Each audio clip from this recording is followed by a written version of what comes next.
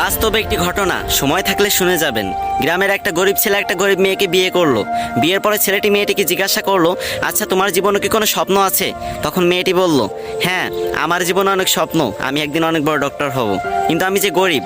তখন ছেলেটি হেসে বলল, আরে এই ব্যাপার, আমি আছি না। তারপর ছেলেটি মেয়েটিকে নিয়ে শহরে চলে গেল। সে প্রতিদিন রিক্সা চালাতো এবং বাসায় এসে নিজেই রান্না বান্না করতো। এদিকে মেয়েটি পড়াশোনা করতে লাগলো। এরকম করতে করতে মেয়েটি একসময় ডক্টর হয়ে গেল। ছেলেটি এই খবর শুনে খুশিতে আত্মহারা হয়ে গেল এবং সে সেই ছেঁড়া কাপড় পরেই মেয়েটির সাথে দেখা করতে চলে গেল। মেয়েটি যখন তার বন্ধু বান্ধব নিয়ে কলেজ থেকে বের হচ্ছিল, তখন ছেলেটি সবার সামনে গিয়ে মেয়েটিকে বলল, জানো আজকে না আমি অনেক খুশি, আজকে তুমি ডাক্তার হতে পেরেছো। তখন মেয়েটির বান্ধবীরা জিজ্ঞাসা করলো, এই এ কে রে? তখন মেয়েটি বলল, আরে আমি চিনি না, হয়তো কোনো ভিক্ষুক টিক্ষুক হবে।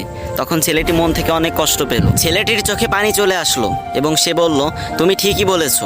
তুমি জানো আমি তোমার পরীক্ষার টাকা জোগাড় করতে গিয়ে ভিক্ষা পর্যন্ত করেছি। আজ তুমি আমাকে চিনতে পারতেছো না?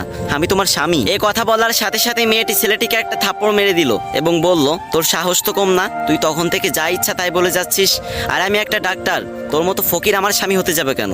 ছি। এরপর মেয়েটির একটি চাকরি হলো, আস্তে আস্তে টাকা পয়সা বাড়ি গাড়ি সবকিছুই হলো, কিন্তু ছেলেটা গরিব রয়ে গেল। কি বুঝলেন?